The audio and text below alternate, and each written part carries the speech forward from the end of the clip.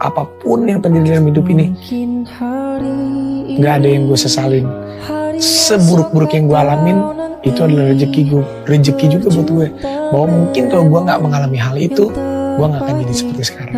Jadi gue percaya banget setiap kali yang gue hadapin, setiap kali yang gue lewatin, itu memang udah takdir dari Allah. Dan takdir dari Allah itu gue selalu percaya bahwa setiap manusia yang diberikan cobaan oleh Allah Subhanahu wa Ta'ala, oleh Tuhan, pasti tidak akan di luar batas kemampuan kita.